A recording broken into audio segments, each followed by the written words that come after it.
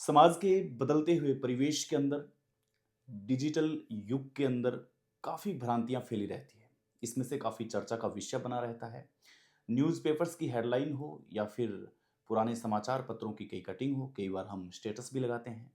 उसका ज़रिया हम अपने समाज को और इर्द-गिर्द रहने वाले लोगों को देते रहते हैं कि आखिर समाज से जुड़े हुए आंकड़े, कुछ आंकड़े ऐसे होते हैं जो अपनी हदें पार कर जाते हैं। नमस्कार, आपका स्वागत है। आज के इस सुंदर चलचित्र के अंदर मेरे साथ में हैं मनोचिकित्सक डॉक्टर सुरेश जी। डॉक्टर साहब, आपका स्वागत है, हार्दिक अभिनंदन है। बहुत धन्यवाद। हम आज सूरतगढ़ की धरती पे बैठे हैं। सूरतगढ़ वो धरती जहाँ पर कहा जा रहा है कि शिक्षा का एक नया हब बनने को तैयार है। चाहे कोटा हो या सीकर की बात करें, उसके बाद में सूरतगढ़ का नाम लिया जाता है।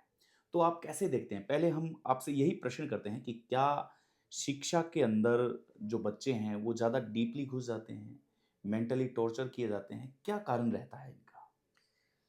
नमस्कार, मैं डॉक्टर सुरेश परिहार, मनोचिकित्सक, मानसिक स्वास्थ्य, नशा मुक्ति विशेषज्ञ और साइकोलॉजिकल काउंसलर। हम mind care hospital and research centre Suratgarh से आपकी सेवा में आपके तमाम जो सवाल और जवाब हैं उनको हम आज यहाँ पर कवर कर रहे हैं। और आपने जो बात कही कि शिक्षा नगरी, ये हम सब के लिए एक बहुत बड़ा आशीर्वाद है कि प्रकृति ने हमें यानी सूरतगढ़ के लोगों को ऐसा बनाया, ऐसी सोच दी कि जिस सोच के जो कि बदले में इस सूरतगढ़ शहर को बहुत सारे विद्यार्थी मिले हैं। तो ये सारे जो विद्यार्थी जब यहाँ पर आते हैं और अपनी शिक्षा के लिए जब मेहनत करते हैं, तो बहुत कुछ बदलाव आता है हमारे देश के लिए। और इसके साथ में क्या बहुत सारी समस्याएं भी आती हैं। हुँ। तो दोनों चीज़ें जो है वो एक साथ यानी कि जुड़ी हुई है। तो हम इसको एक बहुत ही सकारात्मक दृष्टि से देखते हैं कि जहाँ पर बहुत सारे जो सपने हैं, जिस धरती पर बहुत सारे सपने जो हैं वो पूरे हो रहे हैं, तो वहाँ पर बहुत सारे ऐसे भी घर हैं जिनके सपने टूटते भी हैं, जिनके अंदर बहुत ज़्यादा दुर्भाग्यपूर्ण बात ये रहती है कि बहुत सारे जो बच्चे हैं वो तनाव में आ जाते हैं, जो स्ट्रेस में आ जाते हैं, जो चिंता में आने लग जाते हैं, वो मानसिक तौर पर परेशान हो जाते हैं, उनको बहुत सारे मानसिक विकार हो जाते हैं। और इसके साथ में बहुत सारे बच्चे इस तनाव को, इस बदले हुए माहौल को झेल नहीं पाते और उनको लगता है कि हमारी समस्याओं को समाधान जो है वो सिर्फ नशे से मिलेगा। जो नशा उनको एक क्षणिक आनंद देता है, खुशी देता है, लेकिन उसके साथ में वो ऐसे दलदल में डूब जाते हैं कि इसके बाद में उनका जो परिवार है, वो स्वर्ग की आस में जो बच्चे यहाँ पर आ रहे होते हैं, वो पूरा परिवार उनके एक यानी कि नारकीय जो जीवन है वो जीने लग जाता है। डॉक्टर साहब, जैसे डिप्रेस्ड हो जाना, ये एक मन की बीमारी कह सकते हैं इसको? जी, मन मान लेता है कि मैं डिप्रेस्ड हूँ। बिल्कुल। आपकी बात बिल्कुल ठीक है, लेकिन ये बात मैं कहना चाहूँगा विशेष तौर पर कि मनोचिकित्सक के साथ मन की बात, हुँ, है ना? जो कर कि रहे हैं। मनोचिकित्सक के साथ मन की बात, जिसके अंदर हम आज ये समझेंगे कि हमारा मन जो है वो उदास क्यों होता है? क्यों हम परेशान हो जाते हैं? दोस्तों, हम सबका जो जीवन बना है, ये जो सारी जो प्रकृति बनी है और आज हम इस वीडियो के माध्यम से हम आप तक पहुँचे हैं और आप तक हम पहुँचने के लिए ये जो प्रयास कर रहे हैं। ये जो सारा जो प्रयास है, ये इस मानव का जो मन है, यस। उसका ही आविष्कार है। तो फिर मन की बीमारी को दूर करने के लिए फिर दवा की कहाँ ज़रूरत पड़ गई? बिल्कुल, मन की बीमारी को दूर करने के लिए दवा की कैसे आवश्यकता है और कैसे दवा काम करती है, मैं आपको समझाना चाहता हूँ हुँ, कि हमारा जो मन है, वहाँ पर जो नाड़ियाँ हैं, वो बहुत ज़्यादा पतली नाड़ियाँ हैं। हुँ, यूँ माने कि एक जो बाल है, उस एक बाल के अंदर भी बहुत सारी नाड़ियाँ आ जाती हैं, हुँ। बहुत लाखों नाड़ियाँ आ जाती हैं, इतनी पतली नाड़ियाँ हैं। जिन नाड़ियों की सर्जरी करना बहुत ज़्यादा मुश्किल है, जिनकी मैं बात कर रहा हूँ। वो कौन-सी नाड़ियाँ हैं कि आप जो महसूस कर रहे हो, आप यहाँ पर आए, मैंने आपका स्वागत किया, मैंने आपसे यानी कि नमस्कार किया, हमने हाथ मिलाया, आपको अच्छा फ़ील हुआ और मुझे भी आपका स्वागत करके अच्छा फ़ील हुआ। ये फ़ीलिंग की जो नाड़ियाँ हैं, इसके अलावा आपके विचार, आपकी जो सोच है कि आप यहाँ पर आए, कुछ सोच विचार करके आए। मैं आपको जो कुछ बता रहा हूँ, मैं कुछ सोच विचार करके मैं आपको बता रहा हूँ। ये सोच विचार की जो नाड़ियाँ हैं। आपने जब यहाँ पर आया तो आपने जो माहौल देखा, इसकी नाड़ियां, ये नाड़ियां जब एक दूसरे से जुड़ती है, जब ये सिग्नल ट्रांसफर होते हैं, यहाँ पर ब्लड नहीं होता, यहाँ पर सिग्नल ट्रांसफर होते हैं, इनके बीच के अंदर एक स्पेस होता है और वहां पर एक लिक्विड काम करता है जिसको बोलते हैं न्यूरोट्रांसमीटर। ये न्यूरोट्रांसमीटर अगर पॉजिटिव है तो हम पॉजिटिव महसूस करेंगे, ये न्यूरोट्रांसमीटर नेगेटिव है तो हम नेगेटिव महसूस करेंगे। ये न्यूरोट्रांसमीटर ही प्रभावित करता है हमारे मन को, मन की स्थिति को, अभी उदास है या खुश है, कैसा है, और हमारी सोच को कि अभी नेगेटिव है या पॉजिटिव है। अब ये क्या होता है कि ये जो न्यूरोट्रांसमीटर, इसके लिए आप हर रोज काम करते रहते हो। सुबह आप उठते हो, आप अगर कोई पूजा अर्चना कर रहे हो कि साहब आपने जो कुछ दिया है मुझे स्वीकार, और तेरा तुझको अर्पण, मैं तेरे लिए काम करूंगा, और इसके अलावा आप धन्यवाद देते हो, आपको एक पॉजिटिव फीलिंग आती है। आपको, आप कहीं पर जाना चाहते हो, आपको विश्वास नहीं हो रहा, आपने हाथ जोड़े या फिर कुछ भी चीजें की, आपने इस प्रकृति पर विश्वास किया, आपने हमारे संविधान पे विश्वास किया, आपने हमारे महापुरुषों पर विश्वास किया, या फिर आपने भगवान पे विश्वास किया, आपने जैसे ही विश्वास किया पॉजिटिव चीज आई। तो वो न्यूरोट्रांसमीटर का वहां पर खेल है, यानी कि ये केमिकल लोचा है। ये केमिकल लोचा है। केमिकल लोचा, इस पूरे केमिकल लोचे को हम क्या है कि भी मनोचिकित्सक जो है, हाँ। वो आज इसी केमिकल लोचे की मन की बात कर रहे हैं। ये केमिकल लोचा ही जो है वही हमारा मन है, और इसी की आज बात हो रही है। कहीं ना कहीं जब ये बहुत ज्यादा परेशान हाँ। हमें करने लग जाता है और हम इसको कुछ प्रभावित नहीं कर पाते, तब दवा की आवश्यकता होती है। दवा देकर हम एक प्रकार से जैक लगाते हैं कि गाड़ी एक बार सीधी हो जाए, टायर हम फिर ठीक करते रहेंगे। और उसके बाद में जो कोई इंसान अगर हल्की किसी को समस्या है तो उसको दवा की कोई आवश्यकता नहीं है, वो बहुत सारी जो काउंसलिंग थेरेपी है उसका वो उपयोग करे, जिसकी चर्चा में हम आगे करेंगे, और उसके बाद में अपने मन को ठीक करें। केमिकल लोचे से एक लोचा याद आता है, लव लोचा जी, ये भी बड़ा डिप्रेशन का कारण है। इससे युवा है जो कई बार नशे के शिकार हो जाते हैं, या वो इस प्रवृत्ति में पड़ जाते हैं कि यार एक जिंदगी में कोई था, वो चला गया, अचानक से उसको भुलाना है, एक किनारे बैठ जाना, रोना धोना, या फिर नशे का शिकार होना। ये एडिक्शन जो पॉइंट है, क्या ये लव लोचा भी कहीं ना कहीं इफेक्ट डालता है इसके मैं अंदर? आपकी बात को बहुत अच्छे से समझाना चाहूंगा, लेकिन उससे पहले एक सवाल मैं पूछना चाहूंगा कि हमारे देश को और हमारे देश के यूथ को प्यार किसने सिखाया? मन ने। प्यार किसने सिखाया? इसका जो जवाब है एक्चुअल में, जो मुझे जो लगता है वो इस प्रकार से है कि सबसे ज्यादा प्यार सिखाने का जो काम किया वो किया बॉलीवुड ने। बॉलीवुड ने क्या काम किया? बॉलीवुड ने सिर्फ अपने को ये सिखाया है कि प्यार जो है वो सिर्फ एक लड़के और लड़की के बीच में हो सकता है। प्यार की जो उम्र है वो बस ये है कि भाई 17, 18, 19, 20 या 25, 30 कर लो, है ना। इसके अलावा दुनिया में कहीं कोई प्यार नहीं है। बॉलीवुड की तरफ से हमें यही सिखाया गया है। जबकि जो सबसे जो पवित्र जो रिश्ता होता है, सबसे जो सच्चा जो प्यार है, वो एक माँ बाप का प्यार है। आपने बहुत सारे ऐसे एग्जाम्पल देखे होंगे कि माँ बाप खुद के जीवन को खत्म करने पर तुल जाते हैं अपने बच्चों के जीवन को बचाने के लिए। और ये सिर्फ इंसानों के लिए नहीं है, ये पूरी प्रकृति के लिए है। आपने एक बहुत सारी जो यानी कि एक फोटो देखी होगी, क्लिप देखी होगी कि जो हिरन है वो पानी के अंदर से वो तैर रहा था, और उसके साथ में क्या उसका बच्चा आगे आगे तैर रहा था। और हिरन क्या किया कि हिरन ने अपनी स्पीड कम की और बच्चे के थोड़ा पीछे हो गया, क्योंकि उसके पीछे क्या है कि उस बच्चे को खाने के लिए कोई शिकार आ रहा था। तो वो जो हिरन जो थी, जो उस बच्चे की माँ थी, उसने अपने आप को न्यौछावर कर दिया और उस बच्चे को बचा लिया। ये प्यार का एक सर्वोत्तम रूप है, ये प्यार का सर्वोत्तम रूप है। इस प्यार को लोग भूल गए हैं।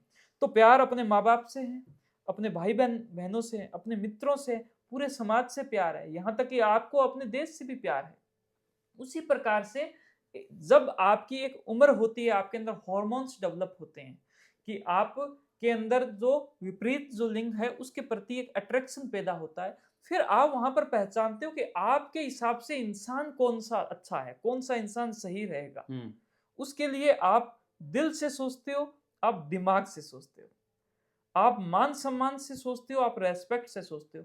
और सिर्फ आप ही अगर वहां पर सोचते हो तो भी प्यार कंप्लीट नहीं होता। आपका परिवार, क्योंकि आपका सबसे ज्यादा जुड़ाव आपके परिवार के साथ में, आपका परिवार उस इंसान के बारे में क्या सोचता है, उस इंसान का जो परिवार है वो आपके बारे में क्या सोचता है। जब इतने कनेक्शन मिलते हैं और फिर जो प्यार बनता है, और उसके बाद में आपके जो जीवन है वो इतना स्मूथली चलता है, इतना अच्छा चलता है। और मैं यूं कहूंगा कि ये जो दुनिया जो बनी है और हम सब जो जुड़े हैं, आप ये हमारी वीडियो क्यों देख रहे हैं? कहीं ना कहीं इन लोगों को अपने से प्यार है, इनको अपने से प्यार है। लोग एक दूसरे से मिलकर जो जी रहे हैं, यही प्रकृति है। तो प्यार के अंदर रहना, प्रेम जो है वो इस दुनिया की सबसे बड़ी प्रकृति है। और इस प्रेम को अच्छा रखना हम सबकी जिम्मेदारी है। और इसके लिए यूं है कि जब भी किसी दो इंसानों के बीच में प्रेम होता है, तो मान के चले उसके माइंड के अंदर एक चेंजिंग आ गई, एक बदलाव आ गया। और वो बदलाव जो है, जैसे ही वो प्रेम टूटता है, कि आपने पहले किसी से प्रेम कर लिया, मैंने जो सारी जो बातें बताई उनका ख्याल नहीं किया, आगे जाके आपको लगा कि साहब ये प्रेम जो है वो मुकम्मल हो नहीं पाएगा, हम अपना रास्ता हमें बदलना पड़ेगा। तो उसके बाद में जैसे ही आप रास्ता बदलते हो, तो उसके दिमाग के अंदर जो कनेक्शन जो बन गए थे, वो कनेक्शन टूट रहे हैं साहब। आपकी हड्डी जो जुड़ गई है बहुत अच्छे से, आप फिर से उस हड्डी को तोड़ रहे हो। तो आपको जितना हड्डी का जो दर्द होता है, उससे करीबन करीबन 4 से 5 गुना ज्यादा दर्द मानसिक दर्द होगा। आपने प्यार की परिभाषा में बॉलीवुड को कटघरे में खड़ा किया है जी। लेकिन यहाँ से अनूपगढ़ थोड़ी ही दूर है, वहाँ पे लैला मजनू की मजार है, फिर ताजमहल याद आता है। ऐसे न जाने कितने उदाहरण हैं। जिस वक्त बॉलीवुड शायद इस दुनिया में नहीं था, तो फिर उसको क्या माने कि उस वक्त लोगों की स्थितियां थी, क्या वो ठीक थी जिनकी याद में करोड़ों रुपए लगा के ताजमहल बना दिया गया? नहीं, मैंने तो बॉलीवुड को मैंने ये कहा है कि बॉलीवुड ने सिर्फ और सिर्फ वो दिखाया जिनसे उनको कमाई हो रही थी, इनकम हो रही थी। एक्चुअल में प्यार सब जगह है। इसके अंदर मैंने ये भी कहा है कि दो इंसान इस प्रकार से प्यार करेंगे और इनका प्यार बहुत ही मजबूती से होगा। तो प्यार तो इस देश की ही नहीं, हमारी जो मानव जो जीवन है उसकी ही प्रकृति है। हम अगर प्यार नहीं करेंगे तो यूं मान के चलो ये जीवन अधूरा है। अब इस बात पे दोनों जो कैमरा के पीछे हैं, वो लोग हंस रहे हैं इस बात पे आपकी कि प्यार करना गुनाह नहीं है। गुनाह नहीं है। प्यार करना बहुत ज्यादा जरूरी है। कि अगर आप प्यार नहीं करोगे, अगर आप किसी से नफरत कर रहे हो, तो यूं मान के चलो कि मन के अंदर एक गुस्सा पैदा हो रहा है। और अगर आप प्यार कर रहे हो तो आपके मन के अंदर पॉजिटिविटी महसूस हो रही है। आपने भी अभी देखा होगा कि आज कई महीनों के बाद में क्या है कि हमारे हॉस्पिटल में भी हमारे जो मैडम हैं, वो क्या है कि छुट्टियों के बाद में यहाँ पर जैसे कि मतलब पधारी, तो भाई पधारी तो मेरे को उनको देख के बड़ा अच्छा लगा, है ना। और आपने कहा साहब पहले आप जो है ना अपने आप क्या है कि अपना मिल लो, बाद में फिर हम तो शूट कर लेंगे। तो ये क्या प्रेम का एक प्रकार से ये प्रेम का रंग है जो हर एक इंसान के अंदर होना चाहिए। और ये रंग जो है वो मानव जीवन को और ज्यादा अच्छा बनाता है। तो इसलिए प्रेम जो है वो प्रकृति का रूप है। और ये जो प्रकृति है वो पहले भी थी, लैला मजनू के अंदर वो प्रकृति थी। लेकिन उस वक्त जो समाज था, समाज अपनी नजरों से देखता है, वो अपनी उनकी एक अपनी सोच थी, अपनी एक नजर थी। तो हमें जो तालमेल है, मैंने उस तालमेल की बात की। मैं जो सिस्टम बता रहा हूँ, अगर उस सिस्टम से चले तो तालमेल इतना प्यारा हो जाता है। जब दो परिवार जब आपस में प्रेम करते हैं, तो मान के चलो वो प्रेम जो कई गुना जो है वो ज्यादा हो जाता है। अच्छा सर, एक सूरतगढ़ में जैसे ही मैं अंदर घुसा तो मुझे एक चर्चा आपके बारे में सुनने को मिली। आपका एक पेशेंट था शायद दीपक नाम से, उसको जंजीरों में बांधा गया था। उसको किस हिसाब से आपने ठीक किया? और वो बता रहे हैं कि जैसे वो फैमिली आपके टच में आई तो वो 10 दिन के बाद में ये प्रश्न पूछने लगा कि यार मुझे बांधा क्यों गया है? ये क्या किस्सा था वो? देखिए कि ये एक प्रकार से हमारे लिए एक ऐसा उपहार होता है जिस उपहार की वजह से एक जो मनोचिकित्सक है वो अपने आप को ये महसूस करने लग जाता है कि मुझे इस धरती पर कुछ अलग करने के लिए भेजा है। कि एक ऐसा इंसान जो बहुत अच्छे से अपना जीवन चला रहा था, उसकी पांच यानी कि वो थी बेटियां थी, और उसके जो पिताजी वो नहीं थे, माताजी थी, वाइफ थी। और उसके बाद में उसको एक मानसिक परेशानी हो जाती है, एक समस्या हो जाती है जिसमें वो डरने लग जाता है, जिसमें वो भय करने लग जाता है। उसको लगता है कि सारे लोग मेरे खिलाफ हैं, सब लोग मुझे मारना चाहते हैं। वो जो इंसान घर से बाहर हर रोज सुबह उठते निकल जाता था अपने बीवी बच्चों के लिए कमाने के लिए, तो वो उसके बाद में घर के अंदर ही वो रहने लग जाता है। और उसके बाद में वो अपने घर के लोगों से भी डरने लग जाता है और अकेला बैठ के वो बातें करता है और लोगों के बीच में नहीं आता है। और बहुत सी बारी उसको इतना डर लगता है कि उसके पास में जो जाता है उस पर वो हमला करने की सोचता है, दूसरे लोगों को वो गालियां निकालने पर आ जाता है। तो ये सारी हरकतें देखकर उसके परिवार ने उसको यही समझा कि भी इसके कोई भूत प्रेत का कुछ हो गया है, कुछ उन्होंने जो भी वो कर सकते थे वो सब कुछ करवाया। फिर उनसे वो चीज़ ठीक नहीं हुई तो उन्होंने उसको जंजीरों से घर के अंदर ही बांध दिया कमरे में कि भाई हम उसको दूर से उसको खाना दे देंगे इस प्रकार से। फिर किसी ने उनको बताया कि ये एक माइंड की समस्या हो सकती है, दिमाग की समस्या हो सकती है और आप जो है वो डॉक्टर साहब से संपर्क करो।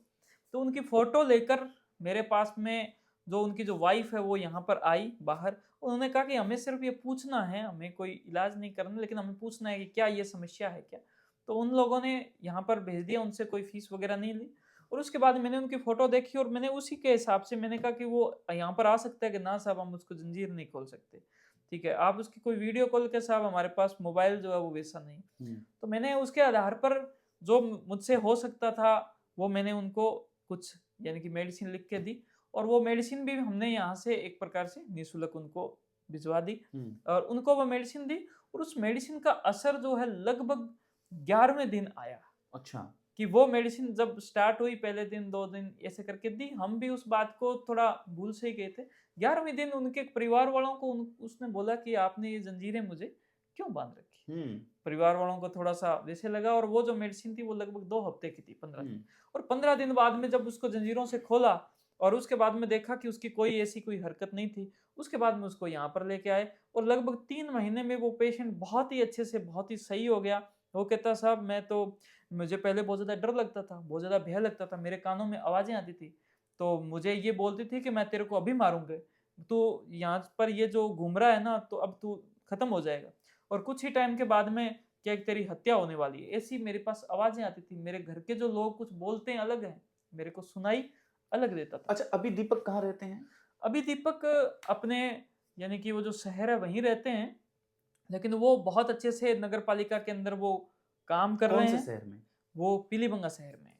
तो क्या जब नेक्स्ट कभी मुलाकात होगी तो हम दीपक से मिल पाएँगे? बिल्कुल मिल पाओगे वो आप। एक्सपीरियंस हाँ, कि क्या कैसा एक्सपीरियंस था? क्या कैसे उनका बिहेवियर था? बिल्कुल, बिल्कुल, बिल्कुल आप कर पाओगे। इतना ही नहीं, अभी दीपक ने अभी कुछ ही टाइम पहले 3 महीने पहले वो जैसे कि मेरे पास में यहाँ पर आया और उसने मुझे मिठाई खिलाई कि सर मैं बहुत ही अच्छा हूँ, बहुत ही बढ़िया तरीके से है। मैंने अपने परिवार के लिए एक प्लॉट लिया है, वहीं पर ही प्लॉट लिया है। मेरा जो काम-धंधा बहुत ही अच्छे से, बहुत ही बढ़िया तरीके से चल रहा है और ये कोई आशीर्वाद था, ये हमारे द्वारा ऐसी चीज़ें जो है ना वो होनी थी और ये मैं यूँ मानूँगा कि ये मनोचिकित्सक की समाज को क्या आवश्यकता हो सकती है।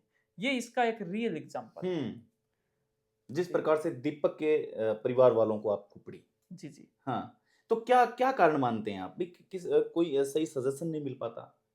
इस हाँ, वजह से मनोचिकित्सक की ज़रूरत पड़ती है? देखिए इसमें बहुत ज़्यादा इम्पोर्टेंट बात ये हो जाती है कि हमारी जो मन का चिकित्सक, मनोचिकित्सक ये जो विज्ञान है, इस विज्ञान के माध्यम से क्या-क्या समस्याएँ हमारी सॉल्व हो रही है।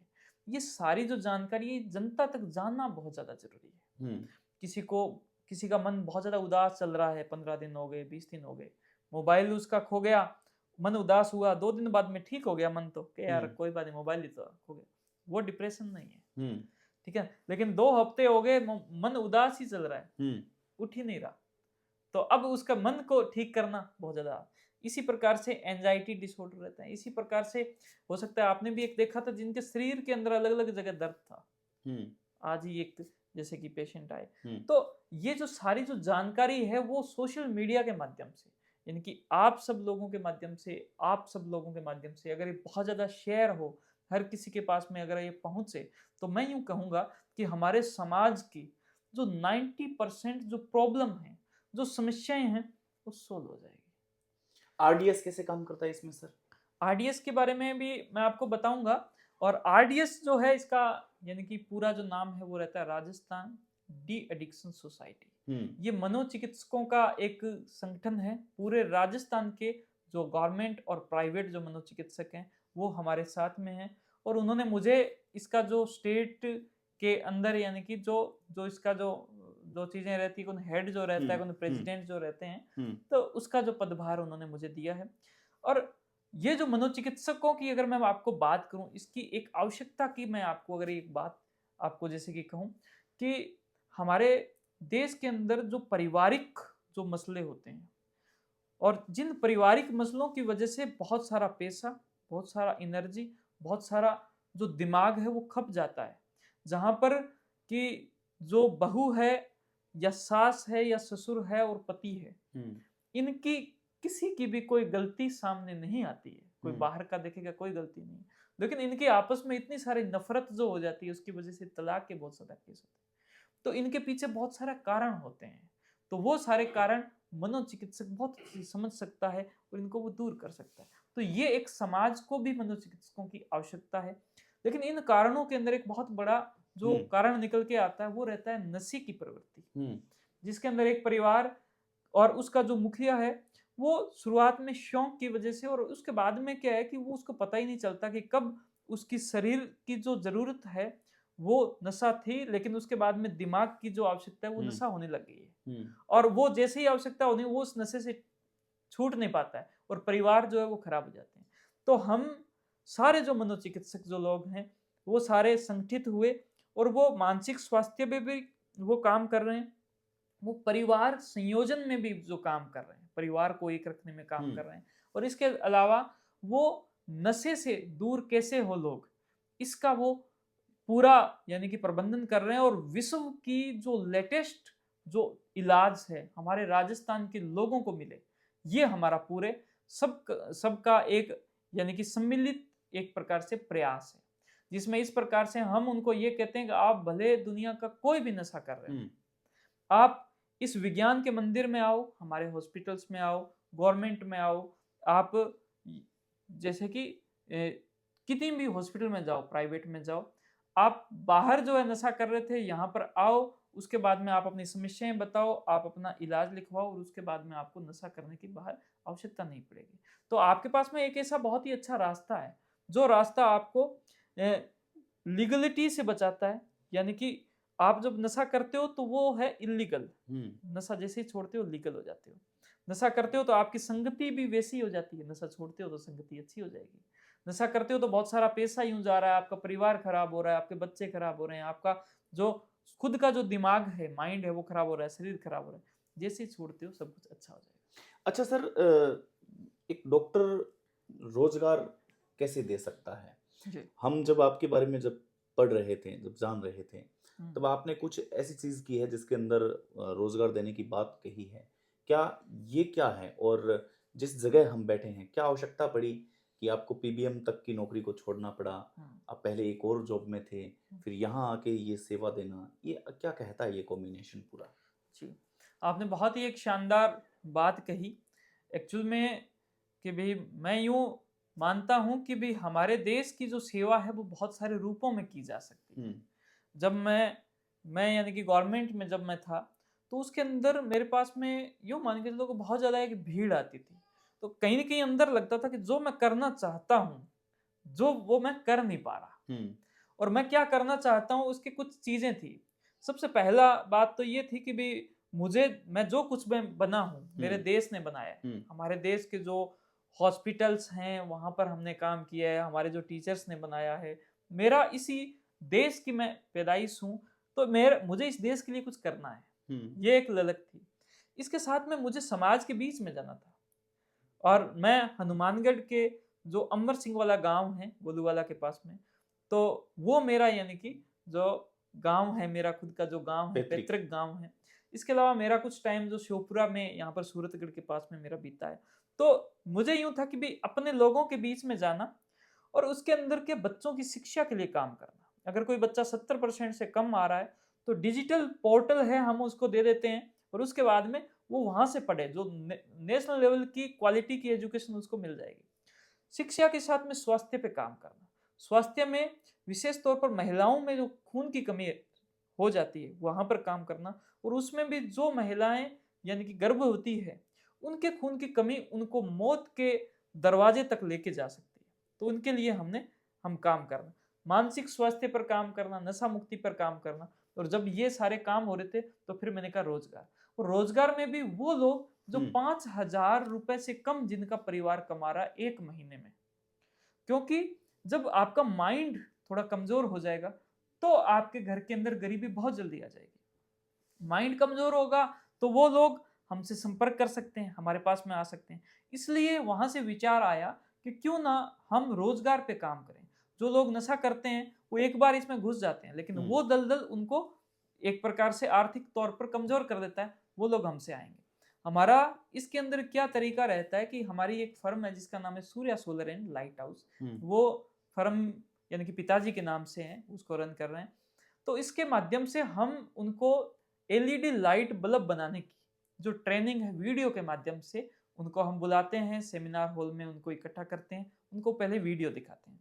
उसके बाद में हमारी जो टीम है उनको वो एलईडी बल्ब बनाकर फिर उनको बताती है, और उसके बाद में क्या है कि उनसे हम बनवाते हैं। ये 3 स्टेप का प्रोसेस, यानी कि हमने उनके माइंड को ट्रेनिंग दे दी किस चीज की, एलईडी बल्ब की। और एलईडी बल्ब जो वो बनाएगी उसकी फिर एक मशीन के द्वारा क्वालिटी टेस्टिंग हो जाएगी, और उसके बाद में उसका एक जो शोरूम है वो अभी यानी कि सूरतगढ़ के अंदर है। इसके अलावा हमारे पास बीकानेर के अंदर भी उसका एक संस्थान है। इसके अलावा हमारे जितने भी हॉस्पिटल, सारे जो हमारे मनोचिकित्सक साथी जो जुड़े हुए हैं, सबको बोला है कि आप अपने जगह पे 10, 20, 30 रख सकते हो। हमारे पास जो लोग आते हैं वो भी, जिनको भी आवश्यकता है वो भी लेकर जाए। तो ये एक वोकेशनल ट्रेनिंग है। जब हम माइंड को जब हम पढ़ते हैं, मनोचिकित्सा का जब हम कोर्स करते हैं, तो वहां पर एक वोकेशनल ट्रेनिंग रहती है कि लोगों का माइंड को इतना एक्टिवेट कर दो कि वो अपना काम, अपना रोजगार करना प्रारंभ कर दे। तो ये एक हमारी एक मुहिम है जिसके माध्यम से ये जो फर्म है ये कम से कम पैसे में वो एलईडी बल्ब यानी कि तैयार करवाती है। उन लोगों को 100 एलईडी बल्ब बनाने पर उनको 1000 रुपए हम यानी कि दे देते हैं। तो एक दिन का 20 एलईडी बल्ब उनको बनाना है, और पहले इस प्रकार से एक महीने का 5000 से ऊपर का वो अर्निंग कर सकते हैं। और इतना ही नहीं, वो जब खुद सीख जाते हैं तो अपने परिवार को और भी इस काम के अंदर शामिल कर लेते हैं। पहले से उनका जो कोई काम चल रहा है तो वहां से, तो ऐसे उनकी इनकम बढ़ती है, उनकी आर्थिक तौर पर मदद करते हैं। और हमारा ये एक सपना है कि हम ऐसे मनोचिकित्सक बने, और हमारे जो पूरी जो आरडीएस टीम है उसके बहुत सारे मनोचिकित्सकों का इसके अंदर योगदान है। तो राजस्थान के मनोचिकित्सक ऐसे मनोचिकित्सकों जो सिर्फ दिमाग का इलाज नहीं करते, वो परिवार का इलाज भी करते हैं। परिवार जिसको परेशानी है आर्थिक तौर पर, जो उसको जो मुसीबतें आ रही है, उसके लिए भी अगर मनोचिकित्सक अपना प्रयास कर रहे हैं, तो मुझे लगता है कि ये एक हमारी जनता का एक बहुत बड़ा आशीर्वाद है। अच्छा सर, जाते जाते एक अंतिम प्रश्न है जी। हालांकि ये पर्सनल प्रश्न हो सकता है, लेकिन जी। आपके पर्सनल प्रश्न से इनको उत्तर है जो मिल सकता है। गोलूवाला से शिवपुरा का जो सफर था, उसके बाद में पीबीएम तक का सफर था, काफी आपकी यात्रा रही है। उसके अंदर कभी आपको किसी से प्यार हुआ, या अगले वाले को आपसे हुआ? क्या ये रहता है, अटैचमेंट क्या कहता है? यहाँ जरूरी नहीं कि लड़का लड़की का ही हो, अलग अलग मैटर हो सकता है। कहीं ये कॉम्बिनेशन आपकी लाइफ में भी आया है कभी ऐसा? जी बिल्कुल, आपने एकदम सही बात बोली। और मैं यूं कहता हूं कि भी मैंने तो आपको बोला कि प्यार जो है वो प्रकृति का नियम है। यस। है ना?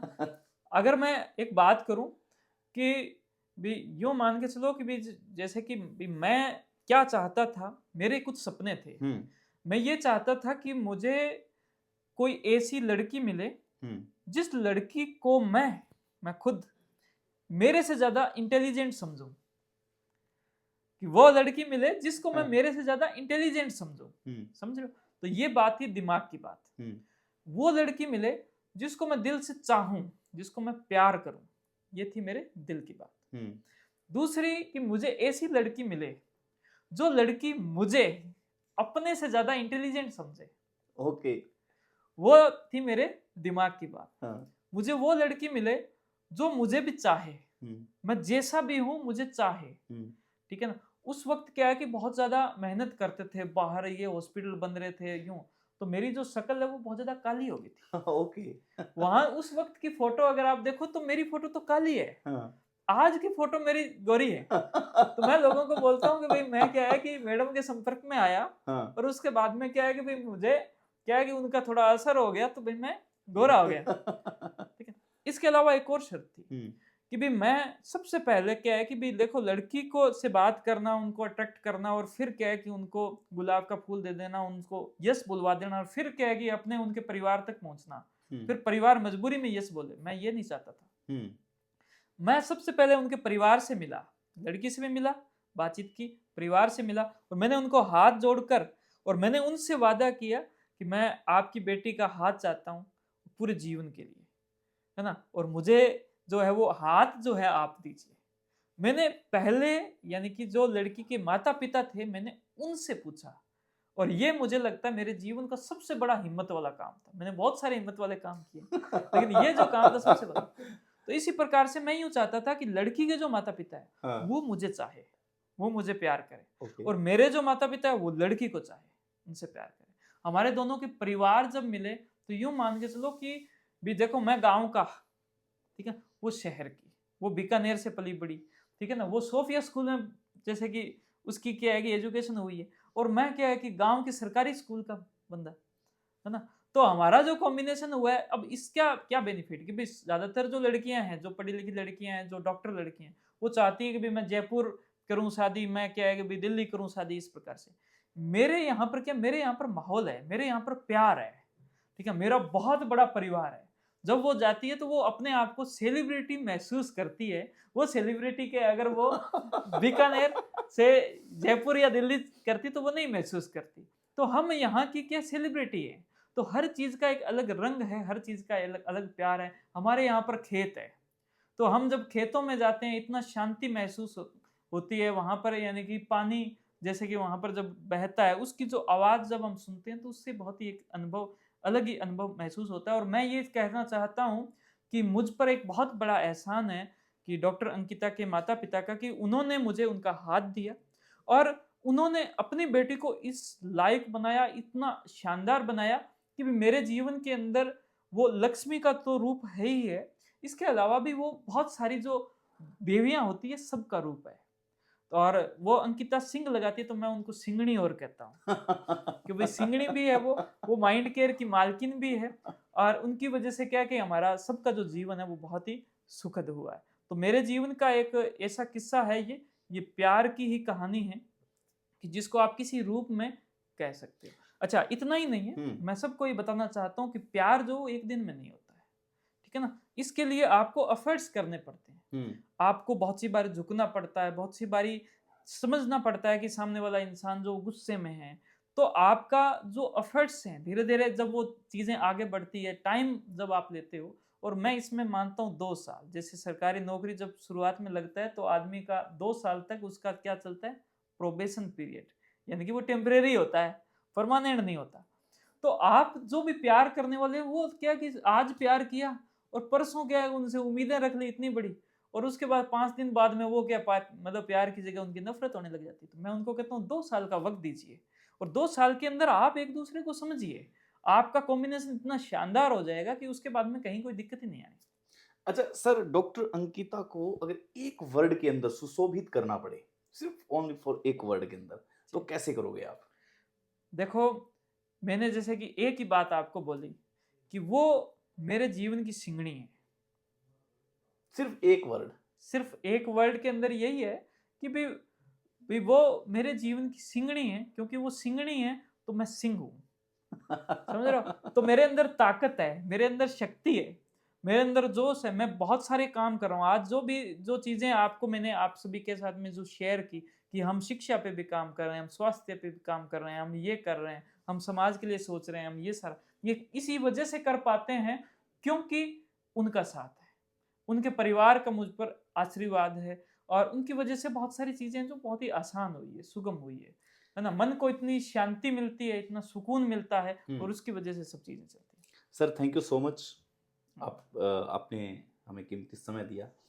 आगे भी हम मुलाकात करते रहेंगे। बिल्कुल, बिल्कुल, बिल्कुल। तो चाहे प्यार लोकेलिटी हो या फिर प्यार गंगानगर का हो या फिर प्यार गंगानगर की सीमा के पार का हो, प्यार प्यार होता है, चाहे आरडी से शुरू हो या फिर कहीं प्रिंटिंग प्रेस से शुरू हो।